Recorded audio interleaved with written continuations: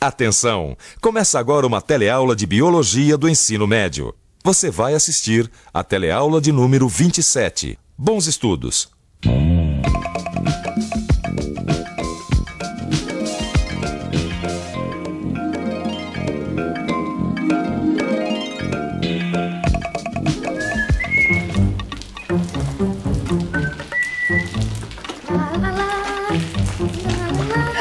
Dudu, o que você tá fazendo? Tenha santa paciência. Amém, eu tô regando as plantas. Mas isso é jeito de regar plantas, Dudu? Jogando água nas folhas, tem que pôr água na terra.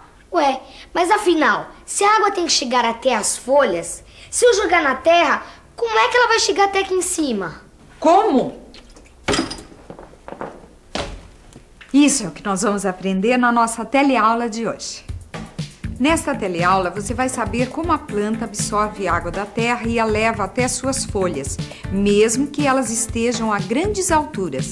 Vai conhecer partes importantes da planta nesse processo, como o xilema, e aprender como a planta pode controlar sua perda de água. Nossa, mãe, o que aconteceu? Tudo molhado.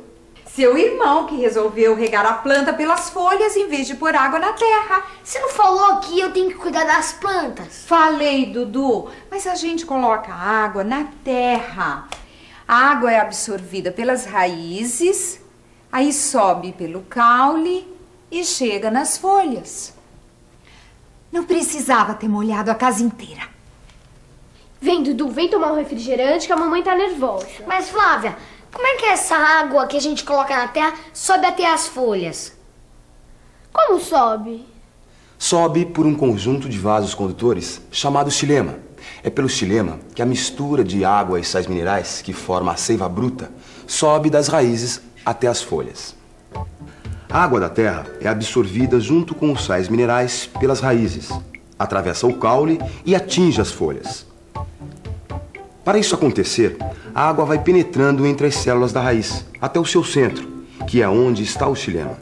É por esse conjunto de vasos condutores que a água vai subir das raízes até as folhas. O xilema fica no centro da planta e, como você acabou de ver, é por ele que sobem a água e os sais minerais que formam a seiva. Agora, você já parou para se perguntar como a água consegue ser transportada da terra até uma altura dessas, por exemplo? Através da raiz. A raiz retira a água e transporta para a árvore através do caule. Aí é problema, né? Eu acho que deve ter alguma força que leve toda essa água para elas lá em cima, não importa a altura dela. Não sei. Na verdade, para a gente entender como a água consegue ser transportada a alturas superiores a 30 metros, primeiro a gente precisa conhecer algumas propriedades da água. Uma dessas propriedades é a atração das moléculas de água. E isso a gente pode observar quando tira uma garrafa da geladeira. Como a superfície da garrafa que saiu da geladeira está mais fria que o ar aqui fora, o vapor d'água condensa. Como as moléculas de água se atraem, elas se juntam formando as gotas. Cada gota é um conjunto de moléculas de água que se atraíram. A força que promove essa atração é chamada de coesão. A coesão é a mesma força que faz com que o líquido num copo cheio ultrapasse a beirada e demore para escorrer.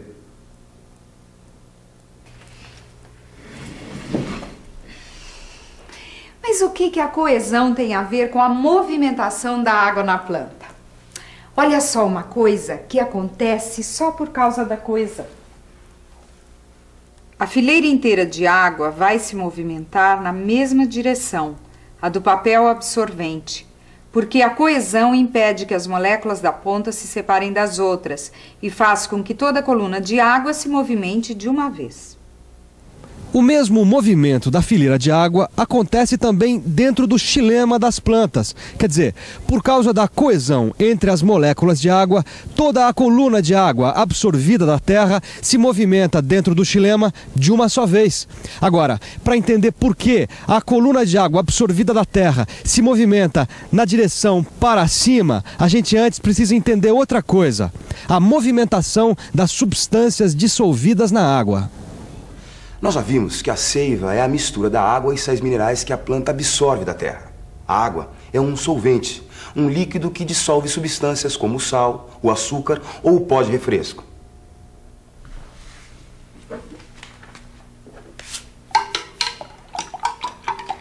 O que é isso, mãe? Tô dissolvendo esse refresco na água, este pó. Refresco de maracujá, é bom para acalmar. Tá dissolvendo, então a água é o solvente. E o pó de refresco? O soluto.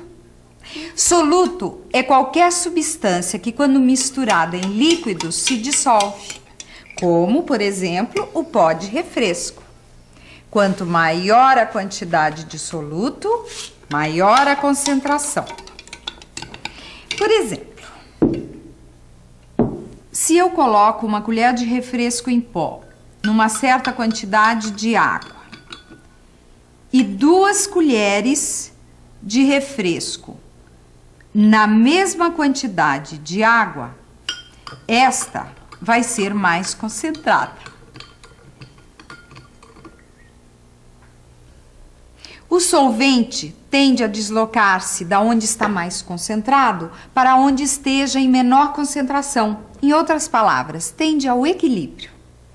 As células da planta possuem uma membrana que, como a dos outros seres vivos, permite a passagem da água e impede a passagem de alguns sais minerais e açúcares.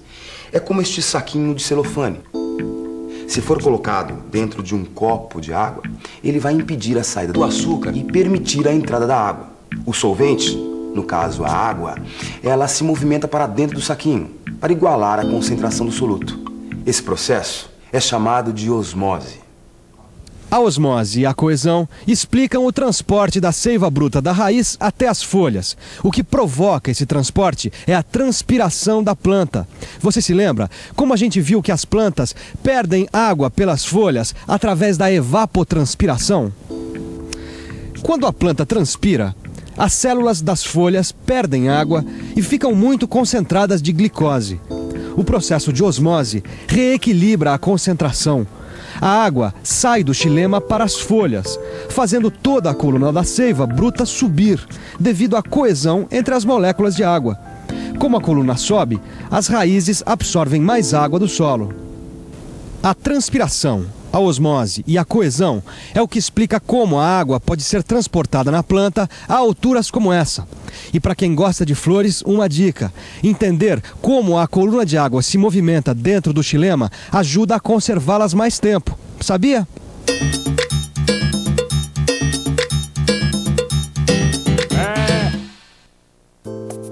Sabia que quando as flores são cortadas, rompe-se a coluna de água do xilema?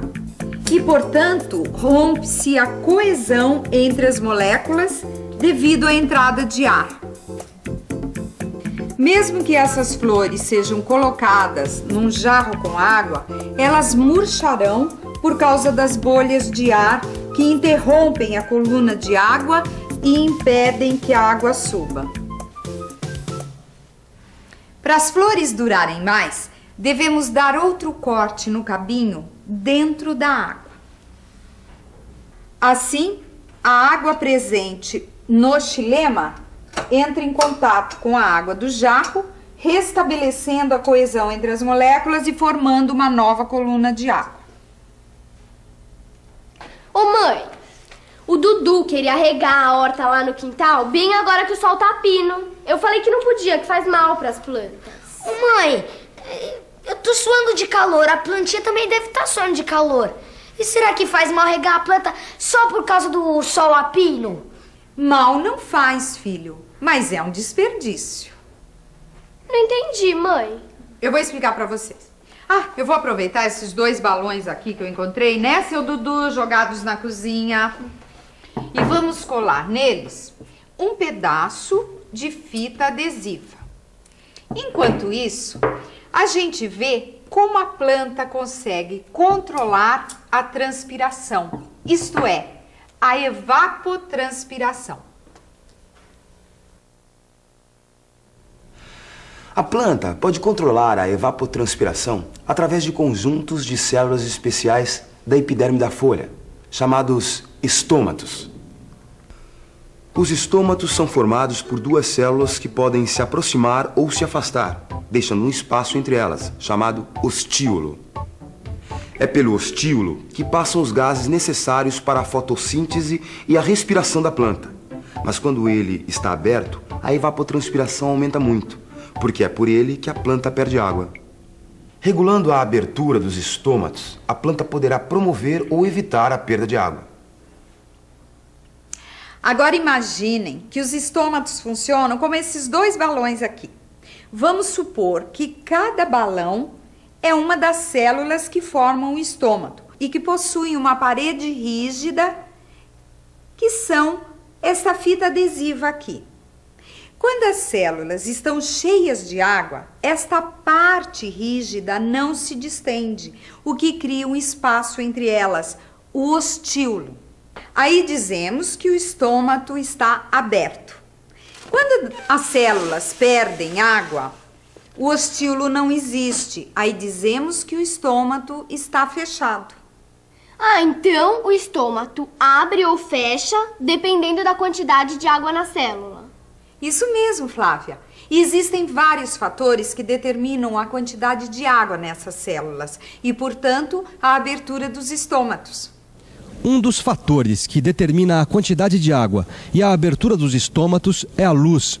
É o que nós chamamos de mecanismo fotoativo ou controle pela luz.